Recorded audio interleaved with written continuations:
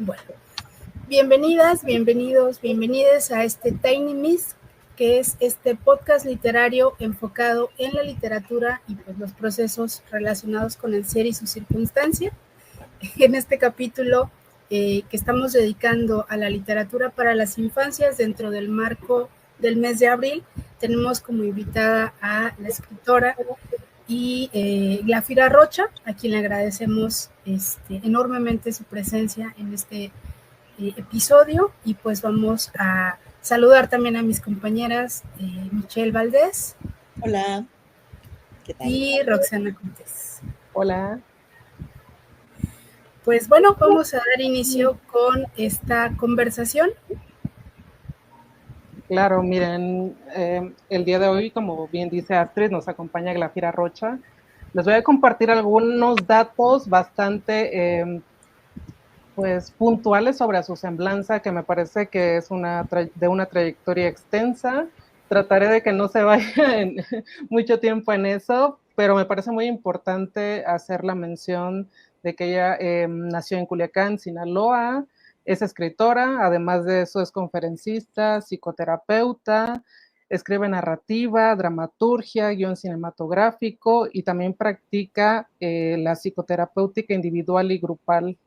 Estudió la licenciatura en Letras Hispánicas, guión cinematográfico, tiene también varias maestrías, como en filosofía, en psicoterapia humanista y en análisis existencial fenomenológico. Bueno, durante muchos años ha tenido en su conducción el canal Glafira Rocha Escribe tu Vida y las charlas de existencia y escritura a través de redes sociales como Facebook e Instagram Live. Entre sus publicaciones podemos encontrar Azul, El rumor de los días que vendrán, Tales cuentos, Relato a mí, El rumor, perdón, Más allá del sol, En medio de la nada, Minerva quiere volar. Y bueno, este es como un pequeño fragmento de una vida creativa, yo creo bastante que evoca, ¿no? Que conmueve, que hace que una se mueva como escritora, y creo que uno de los grandes aportes de Glafira al gremio es justamente eso, que mueve y conmueve, hace que las demás también nos sintamos conectadas entre nosotras y con su escritura y a través de su escritura. Pero yo quiero saber cómo se presentaría Glafira, cómo te presentarías tú, lejos de todo esta hoja de vida tan rigurosa y tan amplia. ¿Qué puede decir Glafira para...? Bueno, me dedico a todo eso que dices, ¿no? Me dedico a eso y creo que hago hincapié ahí porque luego hay una identidad con lo que uno hace y cada vez creo que para mí es necesario separarla, ¿no? Eso es lo que hago, pero lo que soy siempre lo estoy buscando. Y mientras viva creo que lo seguiré buscando. Entonces, ¿cómo me podría presentar? Bueno, como una persona a quien es aficionada a la literatura, pero que también me gusta la filosofía. Y lo más importante es que luego yo, si pudiera ponerme un mote, sería que me considero una reflexionista. Me gusta mucho reflexionar la vida, la existencia, la escritura, pero reflexiono hasta las plantas. Entonces, creo que eso, reflexionista y una contadora de historias, en la terapia y en la vida. Muchas gracias por acompañarnos y muchas gracias a todos los que nos están escuchando, y justo en este ímpetu de la reflexión, de ser una reflexionista, nosotras también nos hemos acercado un poco a tu trabajo y hemos seleccionado algo, un fragmento que nos pareció algo evocativo de tu trabajo y que queremos abrir el programa, abrir esta primera charla con ese fragmento. Así es, para abrir la conversación y agradecerte también que estés aquí, leímos y también nos compartimos algunas de tus obras, los comentamos entre nosotras y elegimos este fragmento para pues empezar a conversar. Es de La Bella, la Bestia y yo. Me rapé, me vi en el espejo y supe que por fin era yo. Nada de máscaras, nada de maquillajes que escondieran eso en lo que me estaba convirtiendo. Un monstruo, una bestia calva con poca fuerza en sus extremidades. Mi universo se derrumbó. Cuando llegué a la cabaña, quise recluirme en un cuarto. Pedí que solo una mujer me atendiera y me llevara comida. Despedí a todos los demás. No deseaba una multitud a mi alrededor sintiendo lástima. ¿Por qué a mí? Me lo pregunté muchas veces. Era una tortura verme en el espejo. Mi cabello se caía poco a poco. Mi piel, antes luminosa, se quedó sin brillo para tornarse en un color verde. Ya no queda nada de lo que fui. Da vergüenza estar cerca de mí.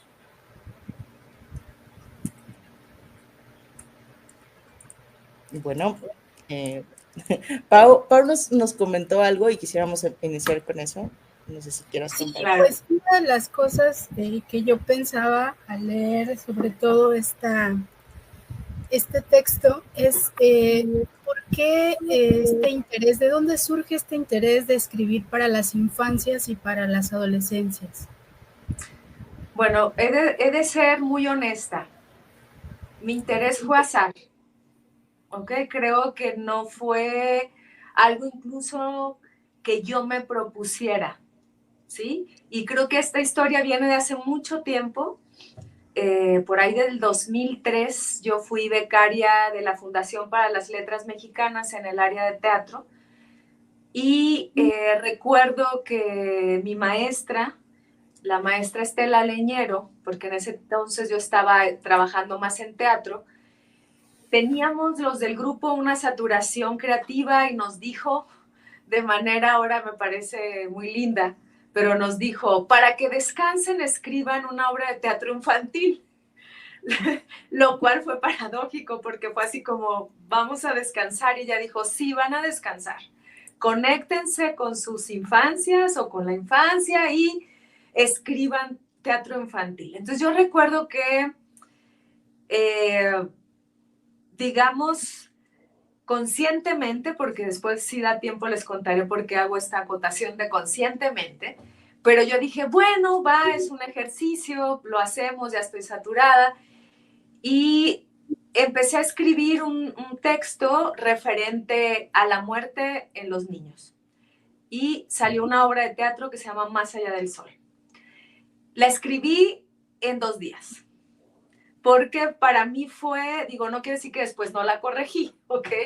La escribí, después la talleré, pero salió, o sea, a borbotones, como una conexión que yo tenía desde un proceso que a mí me había parecido muy interesante, bueno, no interesante, sino me había parecido misterioso, creo, cuando era niña, que es la muerte.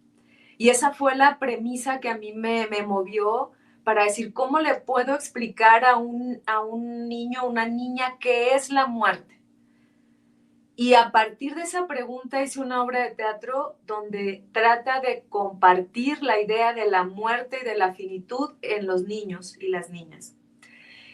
Después de esa obra de teatro, que bueno, yo siempre digo que es como mi One Hit Wonder, porque se ha montado en muchas escuelas y con títeres y ganó el premio premio estatal de obra de teatro escolar y yo decía, ¿por qué si fue así como tan, digamos, espontánea? Y creo que es justamente por eso. Por eso no creo que yo me haya decidido a escribir, de hecho no me considero una escritora infantil ni juvenil, respeto mucho a los escritores que se dedican a ese género.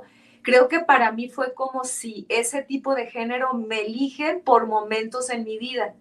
Solté, no volví a escribir para jóvenes ni para niños hasta hace, ¿qué fue? 4 años que es este libro, La Bella y la Bestia y yo, que me invitaron otra vez. Yo no dije voy a escribir, sino que me dijeron, estamos haciendo una colección que se llama Érase otra vez y estamos invitando a escritores para que den una versión contemporánea de uno de los cuentos clásicos. Y queremos que escojas un cuento, pero de preferencia La Bella y la Bestia. Entonces fue así como, ok, otra vez creo que de alguna manera la literatura infantil y juvenil me elige y yo tomo el llamado, lo acepto y tanto Más allá del sol y La Bella y la Bestia y yo, que son mis obras, digamos, una juvenil y otra infantil, que son las únicas que tengo, Y por eso hace rato hacía una acotación, excepto cuando tenía 12 años que escribí una obra de teatro en la secundaria para niños, ¿no? Pero no la cuento porque ni sé dónde está. Pero fuera de eso, creo que me he sentido elegida en momentos de mi vida para escribir para las infancias, y en este caso siempre está vinculado, o las 2 veces ha estado vinculado a mi propia experiencia de vida. Más allá del sol, a partir de la violencia con la que yo crecí en Sinaloa y que hasta ahorita sigue en Culiacán, y cómo los niños que crecemos ahí convivimos con una violencia y la normalizamos. Y en el caso de La Bella, la Bestia, yo fue justo porque me la pidieron cuando yo me rapé, que fue hace como 5 años. Y me dijeron, escríbela, máximo 10 páginas, y como verán, son casi 30, ¿no? Porque es una colección pequeña, ilustrada, y es para jóvenes. Y otra vez fue desde una experiencia de cuestionar, en este caso, así como que siempre parto de un cuestionamiento que yo me hago, ¿no? O sea, cómo explicarle a los niños la muerte y cómo entendía yo la muerte cuando era una niña. Y en este caso fue cuestionarme qué es la belleza, cómo me ha, cómo como niña, como mujer, la belleza ha sido uno de los temas que recorre constantemente mi vida y que me trastoca, me reta y me invita a hacerme mucho más preguntas. Y el cuento era La Bella, la Bestia y yo. Y mi intención fue, o sea, cómo encontrar la belleza en lo monstruoso. Y así es como empiezo. Creo que me he sentido elegida, no lo he elegido. Wow. Pues yo creo, no sé ustedes qué piensen, chicas, pero también a veces me parece que dentro del campo de la escritura siempre hay como temas, hay como acercamientos a ciertos motivos literarios que se dan justo a través de un contacto inesperado, del hallazgo, del descubrimiento, de este cuestionamiento del que hablas, Glafira, por ejemplo, y estos temas tan fuertes como la muerte y la belleza, porque parece que están como en mundos separados, pero me parece que están bastante ligados, la cuestión de la muerte y la belleza, pero traducido a un lenguaje distinto, a un público distinto.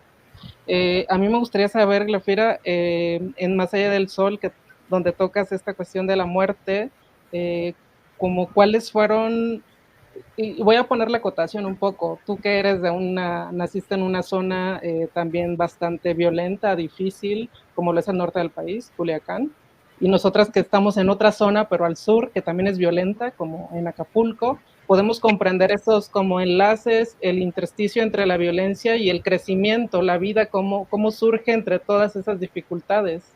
Pero en el caso específico de Más allá del sol, ¿cuáles fueron como esos vínculos emocionales que tuviste que pasar tú creativamente, espiritualmente, psicológicamente para poder escribir sobre esos temas tan complejos? Y sobre todo para juventudes, para gente que está apenas en ese desarrollo, que se está dando cuenta, que está despertando a la conciencia de esos temas. Bueno, creo Más allá del sol incluso es para niños, o sea, a mí cuando me decían, la vamos a montar con títeres, yo decía, ¿cómo? Sí, con títeres, y gracias a la poeta y dramaturga y también directora de teatro Roxana Elbridge Thomas, que no sé si la conocen, creo que sí. Roxana Elbridge, no sé si me ven, ¿sí me ven? Sí. Roxana Elbridge, ella leyó la obra y dijo, yo la quiero montar con títeres. Me parecía algo maravilloso y al mismo tiempo me daba un poco de temor porque decía, ¿qué va a pasar? Porque es una obra que trata un tema no solo de la muerte, sino de un niño muerto. Entonces ahí es donde existe la magia del teatro, y yo cuando voy al estreno, todos los niños de 3, 4 años se botaban de risa, disfrutaron la obra, yo decía, claro, y los papás lloraban. Entonces yo entendí que había diferentes niveles del espectador de esa obra, ¿no? El niño entiende la magia que también es parte de la obra, y de cómo la muerte puede ser mágica y natural, y los papás de cómo el estado de violencia y también desde una condición, digamos, de la incomprensión que puede tener uno como niño ante la muerte, se abría la posibilidad de que un niño fuera el protagonista y un niño estuviera muerto, ¿no? ¿Y cómo nace esto, Roxana y chicas, Michelle y Astrid? Esto nace a partir de un recuerdo que yo tuve porque, bueno, ustedes también saben de malecones porque están ahí en la playa, pero en Culiacán hay 3 ríos y hay malecón también. Y una vez yo era muy, muy niña, son 2 eventos que yo ligué con esto de alguna manera en esa obra. Uno de ellos, los 2 sucedieron en el malecón. Yo tenía cerca de unos 5 años, iba de la mano con un adulto que nunca he recordado quién es. Y recuerdo que había mucha gente en el malecón observando algo hacia el río, ¿no? Y yo me solté de la mano de la persona con la que iba, creo que era una tía, porque no era mi madre, y corrí y me asomé y era un muerto flotando en el río. Y fue para mí la primera vez que yo observé un cadáver. O sea, estaba tan inflado, recuerdo que fue una imagen que me dejó muy impactada. Y cuando rápido fue esta persona por mí, yo ya estaba como, no lloré, o sea, estaba como, digamos, paralizada por la imagen y le pregunté que qué era eso. Y no me supo decir, nada más me dijo, vámonos, ¿no? Entonces, creo que esa es la semilla para decir que como niños y niñas tenemos la curiosidad de la muerte y que a veces los adultos no tenemos las herramientas para explicar la muerte porque no fuimos niños a quienes nos explicaron la muerte. Entonces yo entendía que era como una deuda para mí decir, yo quiero explicar la muerte a los niños, ¿no? Y ese es uno de los eventos que me abre a esa obra. Y otro de los eventos tiene que ver con que yo ya tenía como unos 8 o 9 años, ya más grande, y hay una noticia, recuerdo que están comentando en la cocina de la casa de mi abuela de que hubo un tiroteo en el malecón y mataron a un niño que vendía elotes. Y para mí fue así como, los niños también se mueren. O sea, fue como que yo creía que nada más los viejitos. O sea, esa idea me dan, ¿no? Que las personas adultas son las que se mueren. Y dice Heidegger, ¿no? Desde que nacemos la muerte ya nos va a un lado, ¿no? Entonces, como que para mí era otra vez como, pero ¿cómo que un niño no solo se murió, lo mataron? Y él era un niño laborando a su edad, vendiendo elotes en el malecón, asesinado. Y todos hablaban del tiroteo. Y yo era una niña que decía, pero ¿y el niño? ¿Qué le pasó al niño? ¿Qué le pasó al niño? Y nuevamente no había respuestas, ¿no? Entonces, ahí parte, justo desde una experiencia, creo que yo soy de la idea, no sé ustedes que también son escritoras, de que todo es una autoficción. Todo lo que escribimos es una autoficción. Entonces, puede ser desde la magia, el mismo Borges lo dice, ¿no? O sea, podemos decir, había un rey que tenía 3 hijos o nací en tal lado y en tal fecha, ¿no? O sea, viene más o menos por ahí. Y creo que siempre he tomado mi experiencia para poder cubrir deudas que siento que muchas veces no fueron saldadas conmigo. E igual con La Bella y la Bestia. Sí, y en ese sentido, La Bella y la Bestia también es otra declaración de verdades. Me gusta mucho porque utilizas la palabra verdad ahora mismo, pero también en el documental. Y pienso ahora mismo también en La Bella y la Bestia y yo, ¿cuáles fueron los elementos entonces que se entrecruzan, tanto personales? Porque hablando de compartir la verdad, lo que me quedó muy claro es que funcionan muchísimas lecturas ese texto, ¿no? Desde, sí, la literaria, también, pues, digamos, la más sencilla de la trama, pero hay una profundidad que tiene que ver ya con la existencia, con el ser, con el cuestionamiento de profundidades que sí sabemos que se abordan en libros infantiles y juveniles, pero a mí me pareció muy particular porque yo sentí que ese cuento, cuando lo terminé de leer, este cuento lo podría recomendar un terapeuta sin problemas, o sea, sin problemas, y me refiero a todo lo que connota que un terapeuta te diga, esta lectura te va a conectar con otra idea de la verdad acerca de tu belleza. Entonces, a mí me encantaría saber cuáles fueron los elementos que se unieron para que surgiera esta historia. Mira, igual, te digo, parto en este caso ya no de Glafira niña, pero sí de Glafira adolescente, ¿no? Tratando como de enlazar, pues, mi profesión, que es que también me dedico a la psicoterapia, también me dedico a la filosofía y también a la parte literaria, ¿no? O sea, trato de hacer como una mixtura con todo esto para poderme compartir con el otro. En Más allá del sol, fíjate que yo no era terapeuta todavía cuando la escribí. Todavía ni sabía que iba a ser terapeuta porque fue mi segunda carrera. No, tercera. Pero es curioso porque en Más allá del sol me han dicho algunos tanatólogos que lo recomiendan para los niños. Incluso alguna vez me dijeron que me conmovió mucho porque me lo compartió un amigo terapeuta y me dijo, se lo recomendé a un niño que tiene cáncer terminal y no entiende su muerte.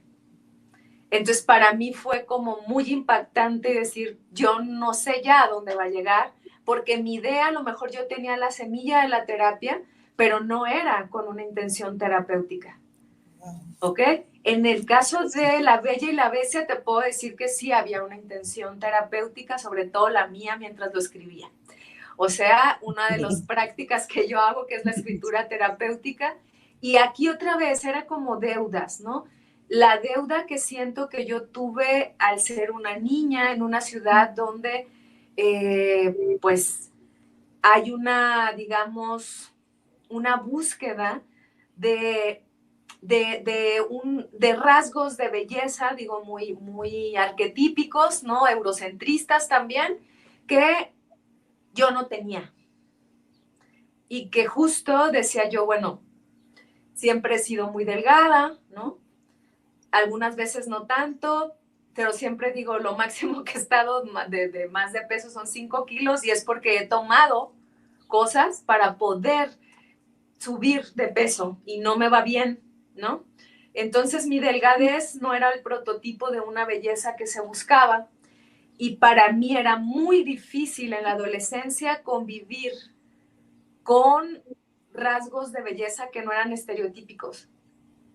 Y entonces eso pues provocaba desde bullying y yo sentía que igual no me explicaron que la belleza era más allá de la parte física, ¿no? Entonces en La Bella y la Bestia lo que yo busco es justo un poco como mostrar que la belleza está en todos lados, en el eurocentrismo, por supuesto, pero que no es la única y que siempre se puede acabar. Otra vez la finitud como parte de mis historias, ¿no? O sea, siempre se puede acabar. Y eso lleva a que yo trabaje a partir de 2 personajes, no voy a spoilear, no spoileen ustedes tampoco, 2 personajes, ¿no? Que se confrontan desde justo La Bella y la Bestia. Para yo escribir este cuentito, tuve que aventarme una investigación de dónde venía La Bella y la Bestia, porque yo dije, no voy a ver Disney y voy a creer que es la única Bella y la Bestia. Entonces me eché un clavado y pues La Bella y la Bestia viene desde el mito de Eros y Psique, por ejemplo, ¿no? O sea, ya en el Sueño de una noche de verano también, de Shakespeare también aparece. Y es esta idea del contraste entre la belleza y la fealdad. Y yo tenía que rescatar puntos importantes para no escribir otra cosa. Yo espero que quien lo lea reconozca que sigue siendo La Bella y la Bestia, pero con una búsqueda muy diferente. De hecho, se llama La Bella, la Bestia y yo, ¿no? Porque aunque parezca que no, o sea, el yo es lo más importante del cuento, porque el yo es el que busca ese sentido de identidad del que me recuerdas, Michelle, justamente porque yo me sentía en mi adolescencia como fuera de lugar completamente, sin una identidad, porque no pertenecía a los estándares de belleza. Y eso me llevó, o sea, si me rapé, por ejemplo, y que fue también lo que me hizo verme así cuando yo me rapé, digo, ustedes no sé si quienes nos estén escuchando viendo, hice un documental durante 3 años de cuando me rapé, y fue muy impactante porque yo hasta usaba un fleco y usaba el cabello de muchos colores, y fue realmente verme y decir, o sea, lo primero que en el video sale, que vi, dije, soy un vato, ¿no? Entonces, la idea de género se me movió y fue donde yo dije, qué simple puede ser solo un corte de cabello para estereotipar a alguien como hombre o mujer, ¿no? Entonces, yo misma dije, no me había dado cuenta de eso, y empecé a escribir el cuento contrastando la experiencia actual con la Glafira de la preparatoria, que por supuesto estaba con el estereotipo, ahí ya había ido al gimnasio, traía el cabello rubio, tenía novios y me querían hacer la reina de la escuela, ¿no? Yo había logrado el hit, ¿no? Pero después, cuando empecé a estudiar literatura, dije, esto no es lo que yo quiero. Y me volví a cuestionar los estándares de belleza. Entonces, efectivamente, va entremezclado mucho de lo que hago y de lo que soy. Sí, otra de las cosas que a mí me llama la atención de este texto es esta parte que también haces como un rasgo del personaje, ¿no? Tomas a la escritura como una parte para entenderse, ¿no? Este ejercicio de escribir para ver qué está pasando, ¿no? Para cuestionar también algunas cosas ahí. Y bueno, al respecto creo que pues todas tenemos como este proceso, ¿no? De por qué nos acercamos a la escritura, cómo eso transita la literatura, la escritura como una parte catártica, pero a mí me gustó mucho esa parte, ¿no? De escribir para entenderse. ¿Cuál es tu postura al respecto? Mira, creo que esto viene de muchos años atrás, ¿no? O sea, cuando yo empecé más bien a estudiar literatura, curiosamente me di cuenta que había como una búsqueda de separarme de la historia y de lo que yo era. Porque hay bastantes teorías que hablan de la idea del yo lírico, en donde el yo lírico es uno y el yo autor es otro, ¿no? Y así lo aprendí. Pero me costaba mucho trabajo separarme, ¿no? Cuando yo decía, no, para mí no hay una separación. Hay una proyección, digamos, de mi propia existencia y de mi mirada del mundo. No me puedo separar de ahí, ¿ok? Y yo no sé, desde que leí Ana Frank, por ejemplo, me di cuenta que la escritura es catarsis, que la escritura tiene que ver con un proceso también de comprensión personal, y que esa es una de las, digamos, de las vertientes en donde la escritura nace, porque la escritura no me parece que nace para que el otro la lea, nace para que uno mismo se escriba, ¿no? Esa es mi idea, ¿no? O sea, incluso yo digo, yo tengo una hipótesis en donde creo que las primeras pinturas que existen en cuevas nos pueden estar hablando de un deseo y de una ficción, porque hemos dicho que es una historia donde retratan que es el ser humano cazando. Y yo digo, pero ¿qué tal si era su idea de que algún día lo iba a hacer? O sea, ¿por qué asumimos eso, no? Entonces creo que en la parte de la escritura primero empieza como, bueno, primero empezamos, digamos, a que sean pocos los que escriben, y a partir de eso, más bien somos escuchas de las historias del otro, pero el que escribe, los que empiezan a escribir es desde su propia mirada, solo que eso cuando ya lo trabajamos desde el ámbito de una literatura donde el yo lírico se tendría que separar, hay una decisión ahí. Entonces, lo que yo hago cuando yo estudié filosofía, me di cuenta que también la escritura era parte del ser, y eso lo aprendí con Heidegger, ¿no? Cuando él dice que el ser habla en la poesía. Y yo dije, claro, yo no soy poeta, pero sí decía, no solo en la poesía, no, en el arte en general, el ser está hablando. Esa parte, digamos, de mi existencia profunda y sabia está en la palabra, está en el lenguaje. Y cuando yo ya estudio la parte de la psicología y la psicoterapia, me doy cuenta que la escritura muchas veces es un lenguaje que se ha dejado de usar, pero Freud lo usaba, pero se ha dejado de usar para nada más quedarnos en la oralidad.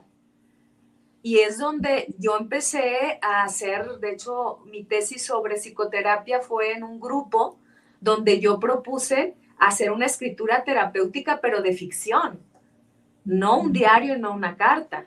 Y entonces, a partir de un personaje, tú te vas hablando y vas resolviendo conflictos que en la vida real no puedes porque hay un sentido de encarnación del momento que no puedes.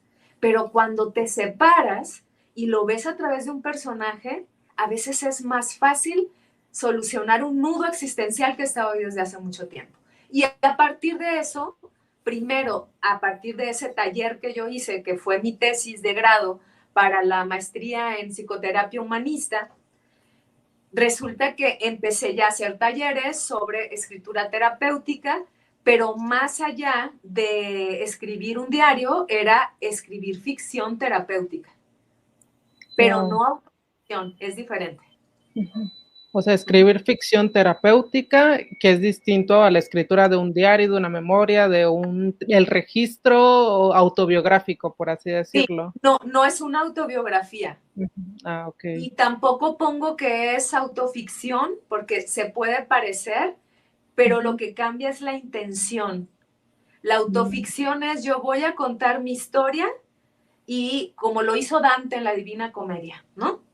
Él cuenta su historia, su duelo con esa Beatriz que no le tocó ni un dedo, pero él hace toda la Divina Comedia que nos llega hasta hoy, viaja hasta los infiernos y todo, y es una autoficción, y él se llama Dante, ¿no?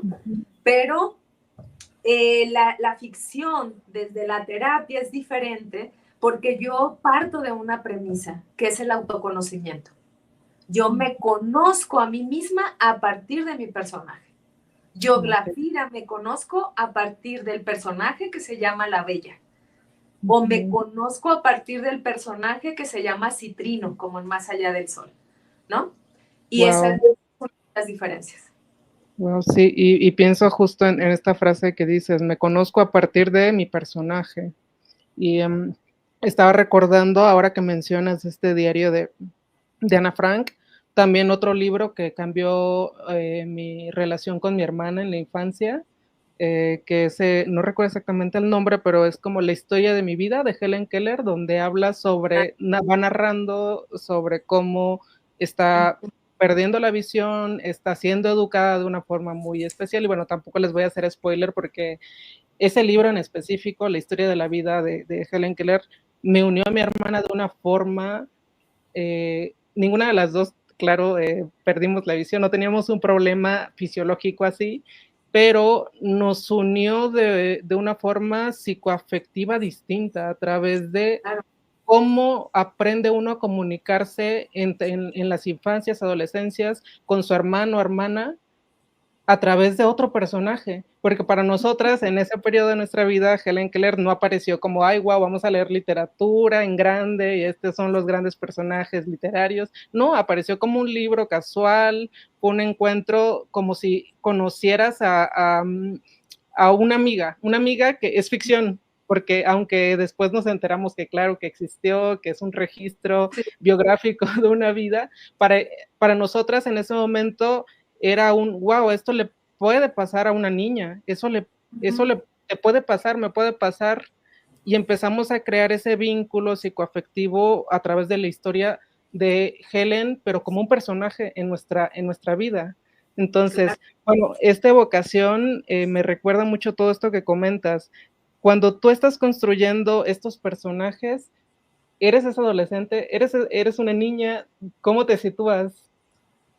Como Pues, qué parte se teje ahí de una parte de la infancia, una parte de la adolescencia, una parte de tu vida actual, o cómo aparecen esos personajes? Creo que es como una multiplicidad, ¿sabes? O sea, creo que están juntas al mismo tiempo. Suena raro, ¿no? Porque es como escribe la autora, escribe la adolescente, escribe la niña, escribe... Creo que es, digamos, son las voces a través del tiempo de todos los constructos, las creencias, quienes están ahí presentes, ¿no? Susurrando de alguna manera, pero al mismo tiempo es el artificio del escritor, que, de la Glafira escritora, ¿no? Que va, claro, utilizando herramientas literarias para que esto se vaya fusionando, ¿no? Y funcionando también.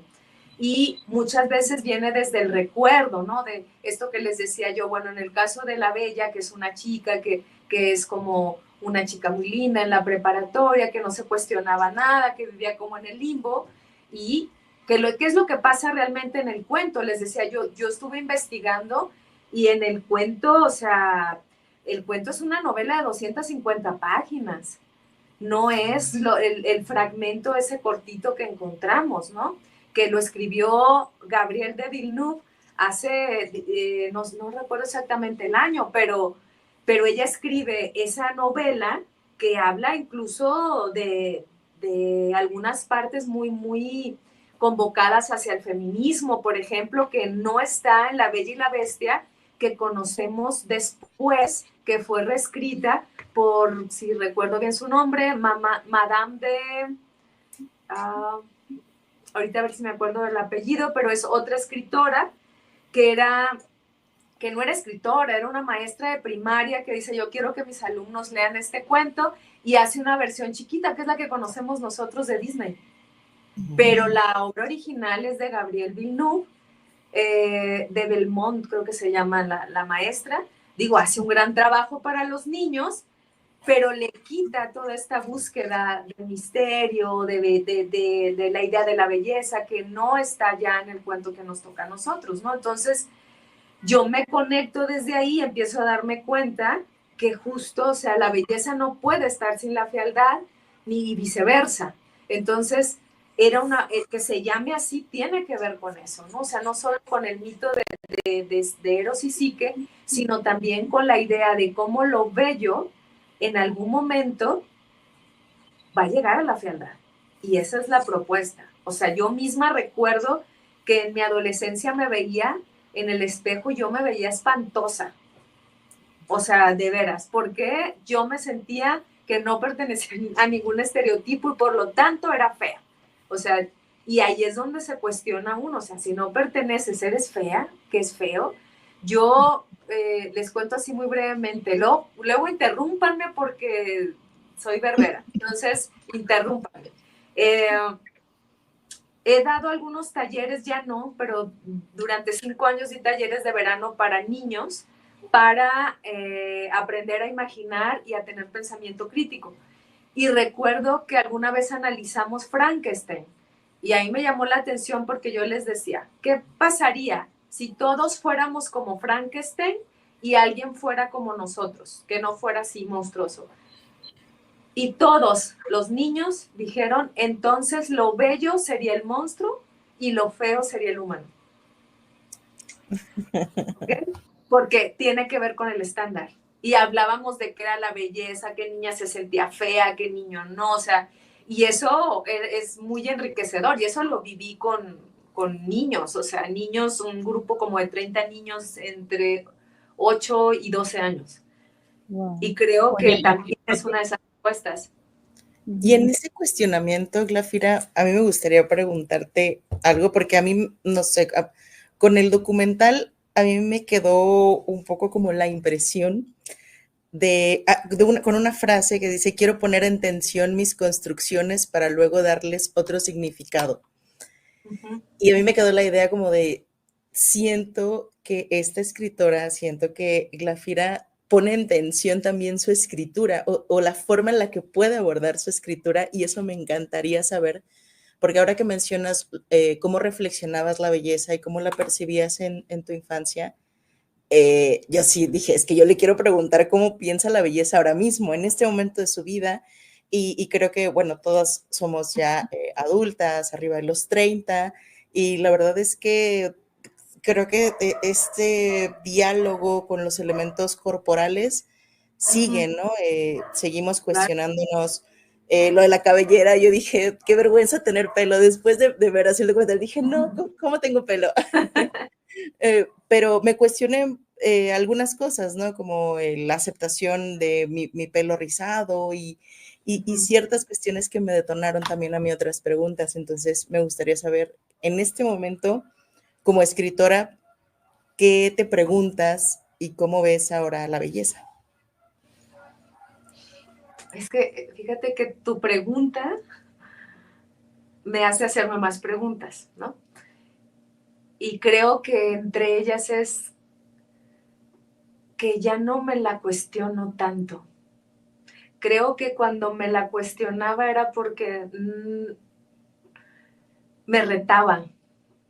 Y creo que ahora, no porque me sienta exenta, porque por supuesto que no.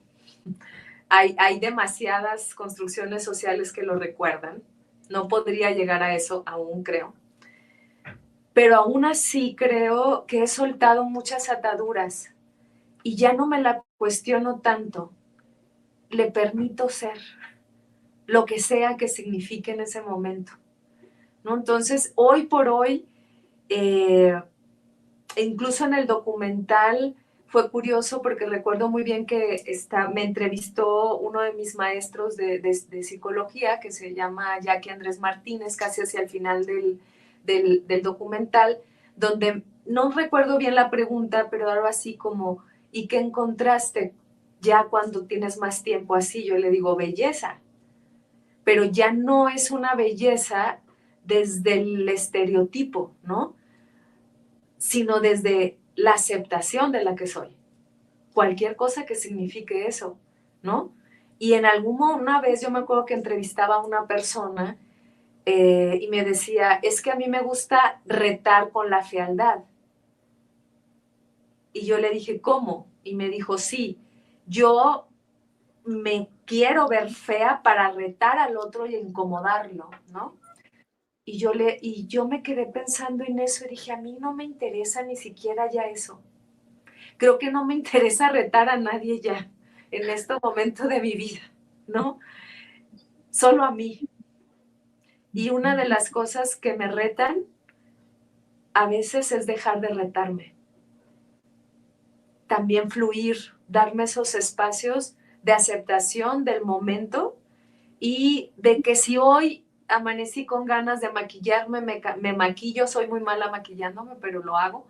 Si hoy amanecí con ganas de no maquillarme, no me maquillo. Si tengo ganas de usar falda larga, la uso. Si tengo ganas de traer overol, lo traigo. Entonces, como que ya no me quita mucho el sueño, ¿no?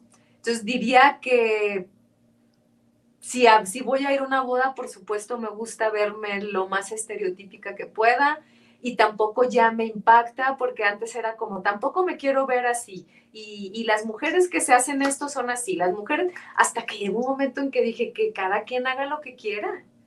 Y qué bueno y se ven lindas, se sienten bellas, por favor háganlo.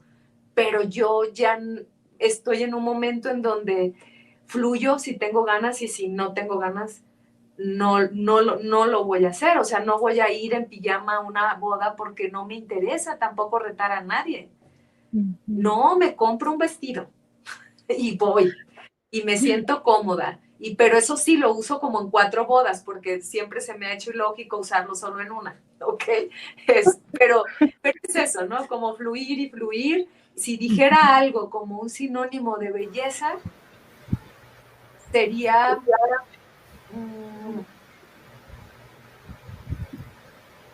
recorrer una forma, no sé, por ahí. Wow.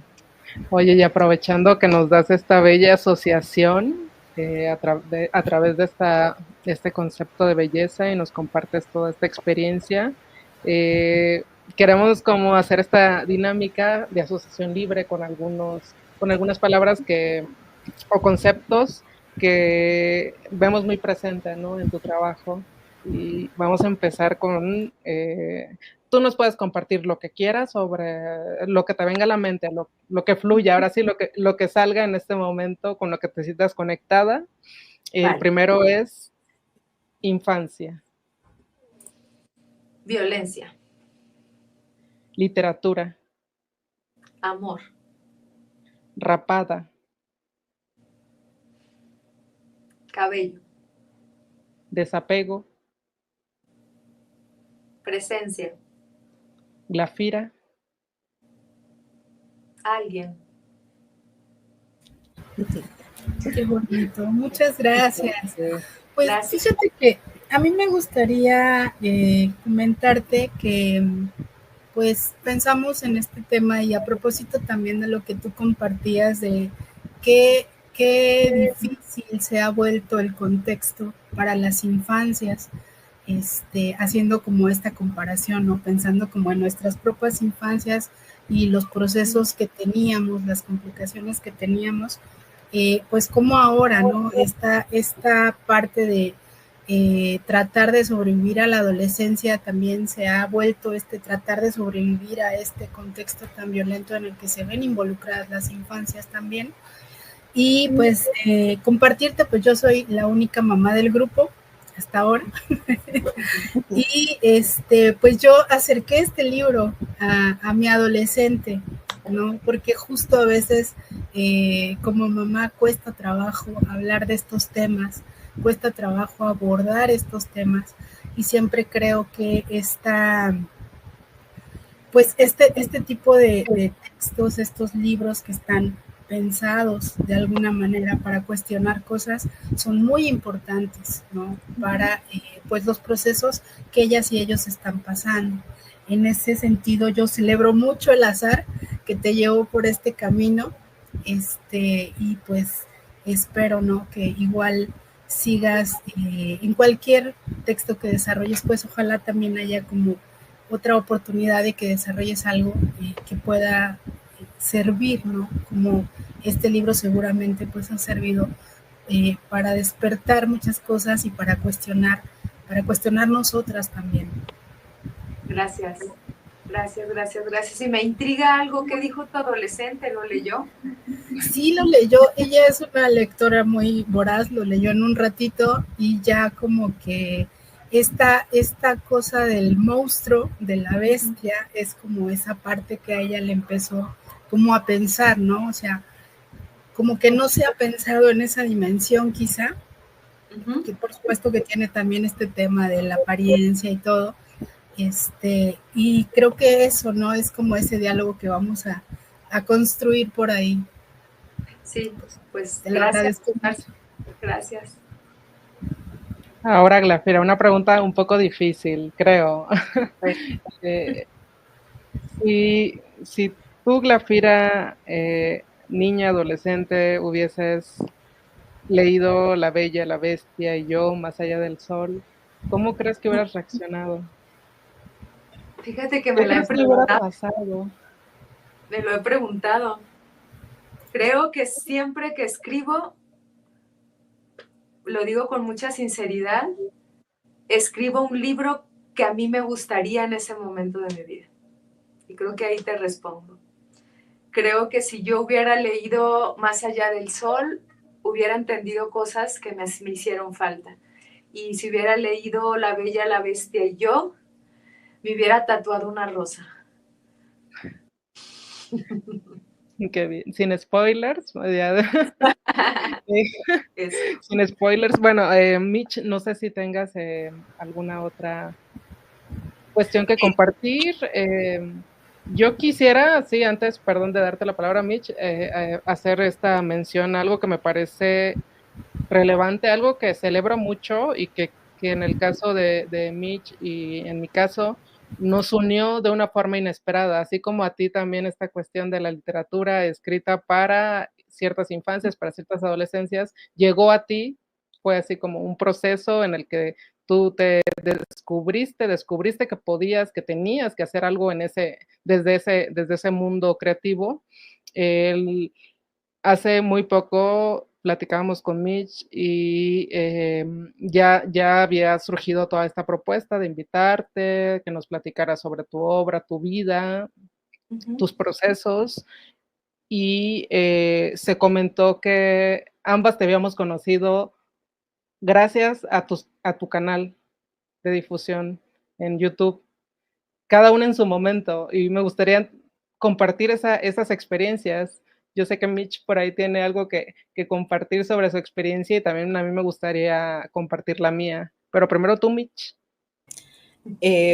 Pues sí, varias cosas. Lo que le comentaba a Roxana es que en algún momento, hace varios años ya, empecé a buscar contenido también. Era yo creo que 2010, entonces apenas estaba como los videos, se colgaban alguna que otra cosa en las páginas y fue ahí donde encontré tu contenido. Recuerdo que en ese momento era la época del teñido color azul, entonces llegué a esos videos, fue como más o menos en ese momento, yo creo que yo andaba justo en la adolescencia, me latió mucho tu rollo, fue así como de, entiendo la mitad de lo que está diciendo, pero me intriga conocer más. Y ahora mismo que ya ha pasado tiempo y vuelvo a tu trabajo y observo lo que tienes, en primero, agradecerte porque de verdad yo creo que para las personas que andamos en internet, y me refiero en la adolescencia, es vital tener ciertos referentes y llegar con una persona que está cuestionando, criticando, retoma algo literario o algo popularmente que es llamado culto, ¿no? Digamos. No sé, creo que es un poco impresionante como adolescente, quizá ahorita a lo mejor se ven más videos, pero en el 2010 aquel, quizá un poquito antes, era muy difícil encontrar ese contenido, era muy difícil y hasta la fecha lo sigue siendo incluso de cuestiones de arte terapia. A mí me laten algunas cuestiones y buscando a ver si puedo encontrar algo, encuentro muy poquito también, ¿no? Y en español igual, entonces creo que de verdad es un gran referente el trabajo que tú haces en internet y a mí me encanta y se lo dije a Rox que lleve tantos años porque eso quiere decir que hay una vocación de compartir la información, que no se trata de las vistas, que no se trata del reconocimiento, sino genuinamente de compartir a quien te quiere escuchar y es, no sé, encantador poder observar eso en tu trabajo. Gracias. Y fíjate que esta cuestión yo creo que también deja una huella profunda también yo no dudo que sea la única, a mí me dejó una huella profunda y hace un rato ya se lo había comentado a Glafira, que a mí me pareció que otro de los momentos difíciles, no a título individual, sino yo creo que como humanidad fue la pandemia. Y durante todo ese periodo yo me sentí sumamente acompañada, sin conocer a Glafira, todavía no teníamos no nos conocíamos ni nada de esto, pero me sentí sumamente acompañada. Y yo no dudo que muchas también han sentido eso a través del contenido, que yo creo que tú eres de las pioneras, Glafira, en la creación de este contenido.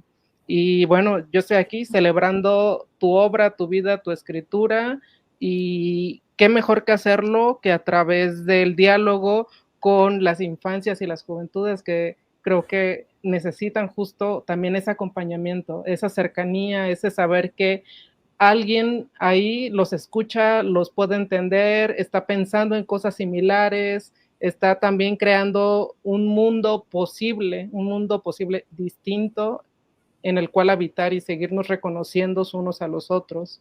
Está poniendo en duda muchos conceptos, está cuestionando, sí, la muerte, qué es la belleza, qué es el yo, puedo escribir sobre mí mismo, cómo se hace eso, cómo me autodescubro, desde dónde le entro a saber sobre mí mismo. Y bueno, celebro mucho eso en tu escritura y en tu vida, en tu trayectoria en general, Glafira.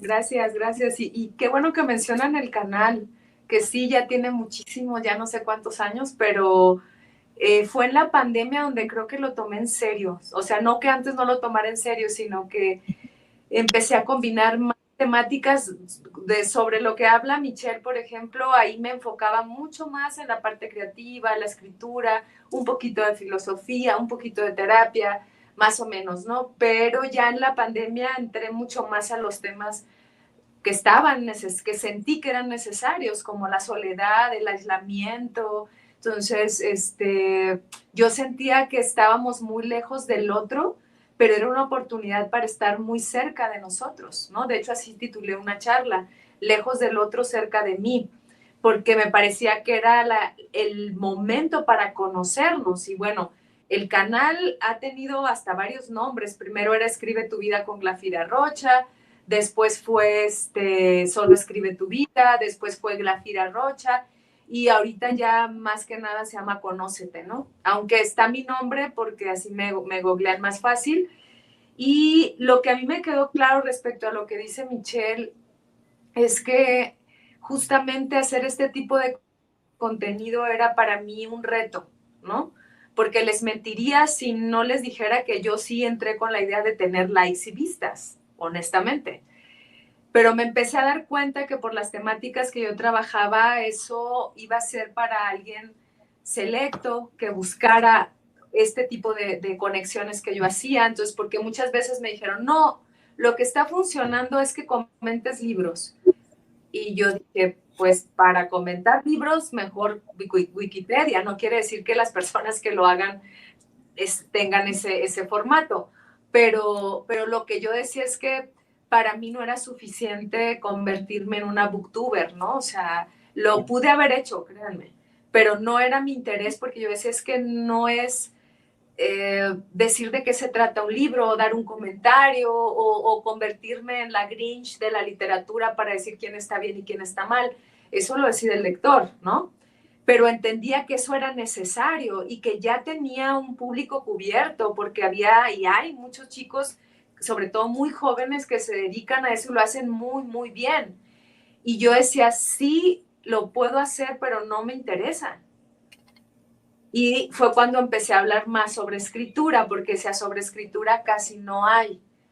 Pero aún así no me era, siempre era como no me es suficiente. Entonces tuve que empezar a mezclar. Dije, pues si yo me dedico a la literatura, a la filosofía, a la terapia, voy a hacer programas. De hecho, ahorita los programas ya, créanme que tienen multitemáticas porque van en relación a mi propio crecimiento y desarrollo humano. O sea, yo no podría seguir hablando de cómo se escribe un cuento. El programa que salió ayer es renunciar al yo pasado, ¿no? Entonces habla justo de cómo renunciar a patrones pasados y a las heridas de la infancia. Y ahorita que estamos hablando de las infancias, ahí es donde se generan las heridas.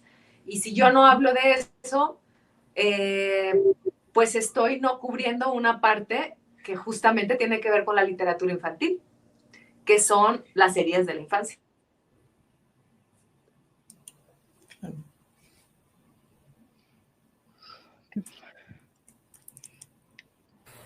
Pues a propósito justo de tu canal, igual nos gustaría hacer como las recomendaciones, pues también que nos compartieras, además del canal, en qué otros espacios podemos encontrarte, y también pues como relacionado con tu trabajo, con la literatura, con todas estas disciplinas que tú estás desarrollando, pues también si quisieras como compartirnos qué estás haciendo actualmente.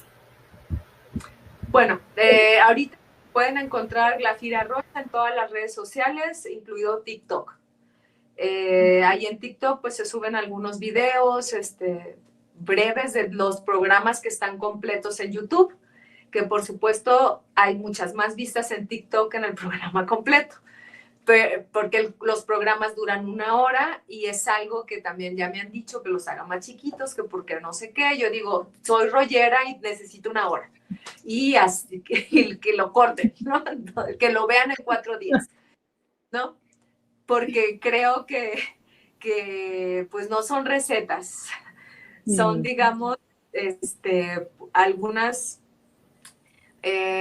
reflexiones, y la reflexión muchas veces no es de 1 minuto, aunque hay veces que las de 1 minuto son más profundas, no debo decirlo. Pero a mí me funciona que sea por ahora, no sé, porque luego cambio formato de 1 hora. En todas las redes sociales, y ahorita en lo que ando más es en el asesoramiento filosófico, que es digamos, la relación de la psicología con la filosofía.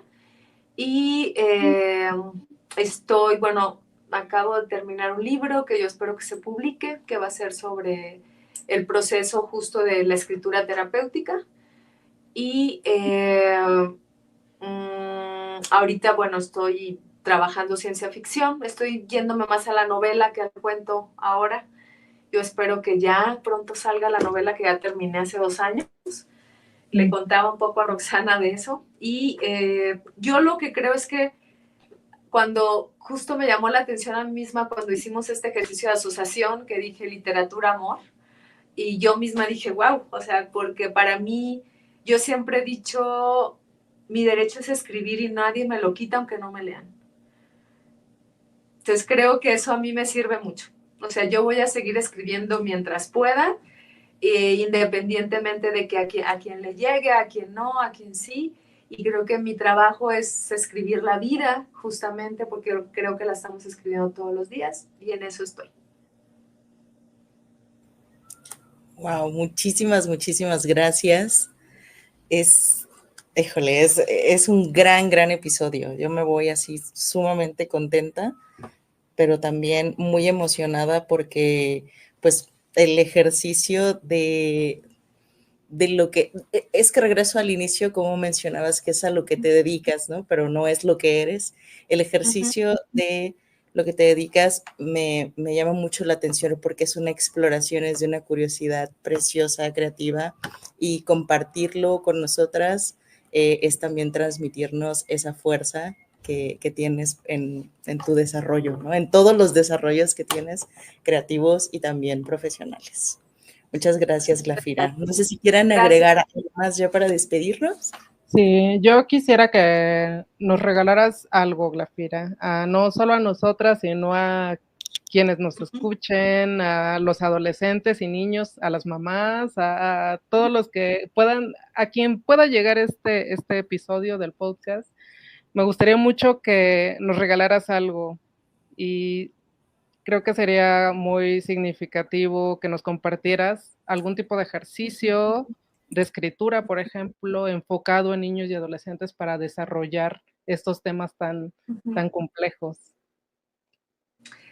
Bueno, lo primero que yo les diría que yo le llamo ejercicio de calentamiento. Y el ejercicio de calentamiento es parecido a la escritura automática, pero otra vez con otra intención, es soltar la mano, no para poner o escribir lo que surja, ¿ok? Sino para permitirse el fluir de la escritura. Tomar, por ejemplo, algo cotidiano que ves todos los días y verlo de diferente manera. Yo puedo tomar, por ejemplo, quien nos escuche o ustedes si lo quieren hacer, chicas, también, lo más cotidiano que tengan en su casa. Es todos los días yo agarro esta taza, ¿no? La idea de la escritura terapéutica en este caso es tener otra mirada. Yo puedo tener esta taza y voy a escribir sobre esta taza de la manera que nunca la he visto. Entonces yo puedo decir, ok, esta taza, puedo empezar soltando la mano desde una primera instancia, que es una descripción. Por dentro es roja, acá trae un escrito, aquí viene Mafalda, etcétera, ¿no? Ok, no, sí, pues la taza. Cuando yo empiezo a describir, empiezo a soltar. Esto es lo que yo ya veo, ¿ok? Pero la forma en la que la voy a ver ahora es como nunca la he visto. Que veo en esta taza que yo nunca he visto. Y empezar a soltar la mano. Lo que yo nunca, y haciendo ahorita así abuelo el ejercicio, lo que yo nunca he visto en esta taza, más allá de su apariencia, es quién la hizo. ¿Quién está detrás de esta taza? No solo eso, esta taza me la regaló una amiga en Navidad. Esa amiga me la regaló porque me tiene cariño. No sé en qué estaba pasando mi amiga cuando me regaló la taza. ¿Ok? Y a partir de eso hay un flujo de la conciencia en donde la taza fue el mero pretexto para decir tal vez que me siento muy acompañada por una taza porque me habla de la amistad, por ejemplo, ¿no?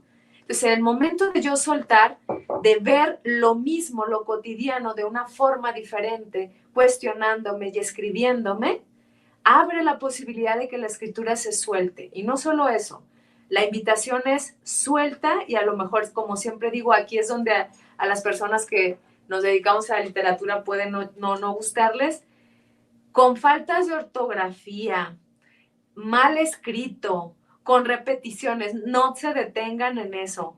Si lo van a publicar, por favor, sí, pero si no es publicable, no. Lo importante es suelta, suelta, suelta, y si lo pueden hacer a mano es mucho mejor, porque la conexión de la mano con el bolígrafo, con el papel, es muy diferente al teclado. No estoy romantizando, ¿ok? Es simplemente que los músculos que se mueven son diferentes y nos llevan a una oxigenación diferente, y la conexión del cuerpo con la escritura es mucho más profunda, ¿ok? Solo que duele la mano, esa es otra, ¿no? Pero ese sería como un ejercicio que se me ocurre para compartirles. Muchísimas gracias, Glafira. Esperamos que también muchas que lo realicemos, te compartamos también qué pasó con ese ejercicio, y esperamos también esa retroalimentación. Ustedes envíen también, por favor, a nuestras redes, en el Tiny Mic Literario, en redes TikTok, Facebook, Instagram de La Mano Librería, ese ejercicio, y será una bonita forma de conectarnos y devolverte este regalo, Glafira, que nos has dado. Gracias por acompañarnos. Muchísimas gracias. Pues nos despedimos entonces. Nos despedimos y bueno, quedó ya como nuestra despedida, la serie de recomendaciones. Se ha hablado mucho sobre los libros Más allá del sol y La Bella, la Bestia y yo, recomendadísimos, por supuesto. Creo que es fácil encontrarlos a través de la compra en internet. Si ustedes quieran, los pueden pedir en línea, y por acá Mitch y Astrid quieren recomendar también por ahí ya cuestiones más audiovisuales, como tu documental, tu canal. Sí, pues el documental que también nos pareció muy interesante respecto a esta experiencia que compartes, y pues esto que ya venimos platicando relacionado con la belleza, ¿no? Todos estos cuestionamientos pues que nos hacemos respecto a lo que somos, ¿no? Y pues esto que compartías de cómo vernos como personas más allá de cualquier otra cosa, de lo que hacemos y cómo nos vemos. Y pues eso es como lo que me parece muy interesante. Y pues agradecerte mucho tu presencia en este episodio, y agradecerte lo que has compartido con nosotros y con las personas que nos escuchan. Y pues ojalá sí que haya más adolescentes que se acerquen a estos textos y que también les ayuden a reflexionar y cuestionarse muchas cosas. Gracias. Y si quieren encontrar así como el trabajo completo, lo pueden encontrar en la página de circulodepoesia.com. Ahí están mis libros, ahí también hay una liga para el documental, ahí pueden comprar los libros también, y están una serie de ensayos que escribí al respecto de raparme también, ahí los pueden encontrar, hay cuentos míos, y pues en las redes en las que pongan Glafira Rocha, por ahí voy a estar. Así es. Pues este podcast lo encuentran en el Facebook, YouTube, Instagram de La Mano de Cervantes, @manolibrería en todas las redes, y también va a estar compartido en Musea Casa Editora. Muchísimas gracias, Glafira, por estar con nosotras. Muchas gracias. Un aplauso. Feliz Día de las Infancias. Nos vemos pronto. Hasta luego.